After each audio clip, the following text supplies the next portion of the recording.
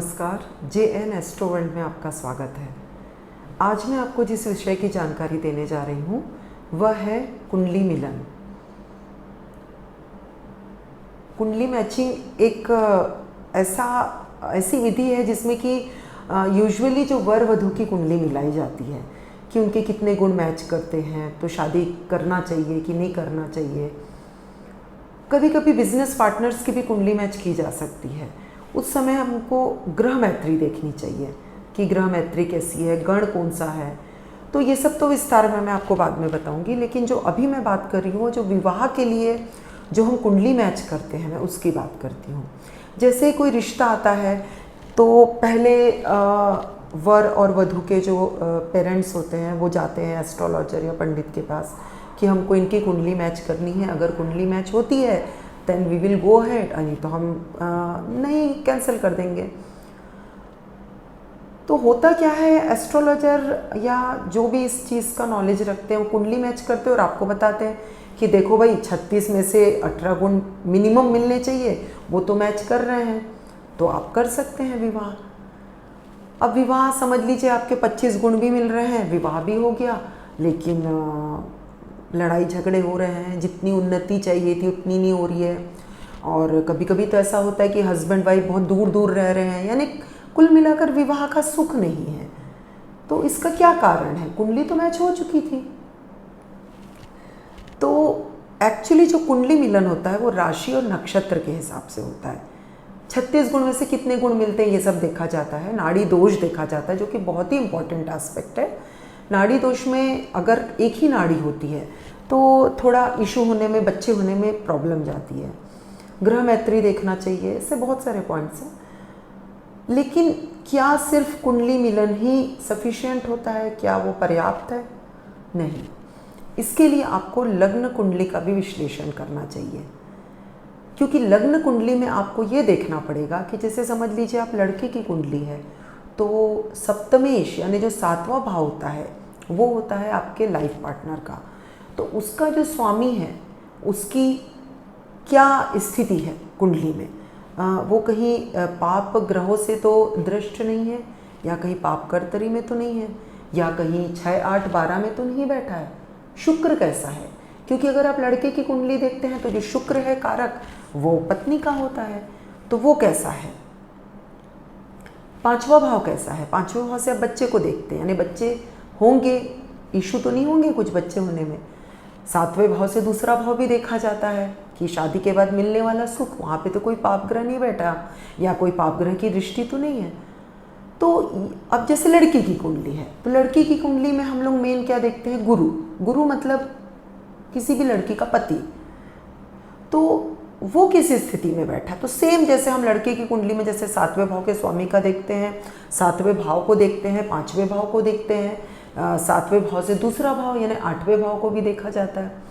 तो इन सब का विश्लेषण किया जाता है कि भैया गुण तो मैच कर गए, लेकिन अब अगर आगे जाना है तो ये एडवांस स्टेज है। लाइक पहला जो स्टेज है प्राइमरी वो है आपका कुंडली मैच, जो कि अकॉर्डिंग टू आपकी राशि और नक्षत्र से होता है। लेकिन जो आगे की लाइफ कैसी रहेगी, दोनों एक दूसरे के लिए कैसे रहेंगे, पूरक रहेंगे नहीं रहेंगे, बच्चे होने में कोई इशू तो नहीं। समझ लीजिए लड़के की कुंडली में 5वां भाव कमज़ोर है, उसमें कुछ इशू दिखा रहा है।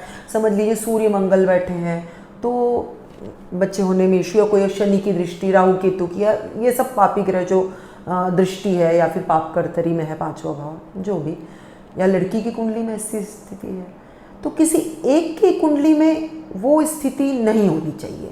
यानी अगर लड़की की कुंडली में 5वां भाव प्रभावित है तो जो लड़की की कुंडली है उसमें वो अच्छा होना चाहिए, जिससे वो बैलेंस हो जाएगी। अगर लड़की की कुंडली में 7वां भाव ठीक नहीं है, सप्तमेश की स्थिति ठीक नहीं है, तो लड़के की कुंडली में वो अच्छा होना चाहिए, तो बैलेंस हो जाता है। क्योंकि आखिर एक ही गाड़ी के दो पहिए होते हैं, हस्बैंड वाइफ।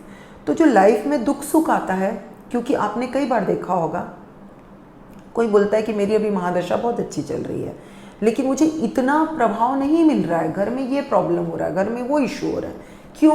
क्योंकि जो आपकी लाइफ पार्टनर है, जो आपकी वाइफ है, उनकी कुंडली में कुछ इशू होगा, उनकी महादशा ठीक नहीं चल रही, कोई शनि की 7.5 चल रही होगी, ढैया चल रही होगी, या गुरु 4, 8, 12 का होगा।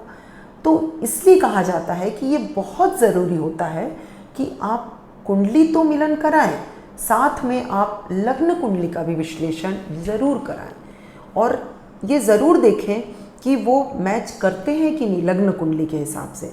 जैसे समझ लीजिए सिंह लग्न की कुंडली है और लड़का मकर लग्न का है, लड़की सिंह लग्न की है, लड़का मकर लग्न का है, तो सूर्य और शनि तो एक दूसरे के एनिमीज होते हैं, मतलब लाइक उनमें शत्रुता होती है, तो फिर कैसे उनमें ये होगा, मतलब सामंजस्य कैसे बैठेगा। तो ये भी चीज़ हमको देखना चाहिए, ये काफ़ी मैटर करता है। और कई बार ऐसा कहा जाता है कि जैसे समझ लीजिए लड़के का कर्क लग्न है समझ लीजिए, तो 7वें भाव में आई मकर राशि, तो अगर मैंने अभी लड़की की बात बोली नहीं, लड़के की बोली, लड़के का अगर कर्क लग्न है तो लड़की का अगर मकर लग्न रहा तो फिर बहुत अच्छे, क्योंकि लड़के के 7वें भाव में मकर लग्न है, मकर राशि है, तो ये सब देखना पड़ता है, विश्लेषण करना पड़ता है।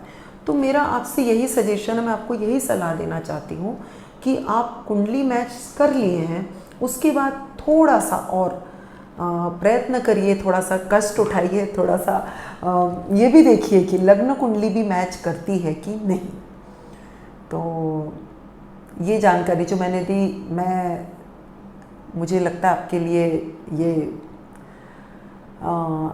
काम आएगी आपके लिए। और जो भी अभी या तो आजकल देखा गया है कि जैसे अगर अफेयर्स भी रहे, प्रेम विवाह भी करना है, तो आते हैं आज के जनरेशन के बच्चे भी कि कुंडली मैच करती है कि नहीं। हालांकि वो शादी तो करने वाले रहते हैं, लेकिन ठीक है अगर हम उनको कुछ बता दें कि भाई इस मामले में आप केयरफुल रहना थोड़ा सा, तो वो चीज़ फॉलो कर सकते हैं वो।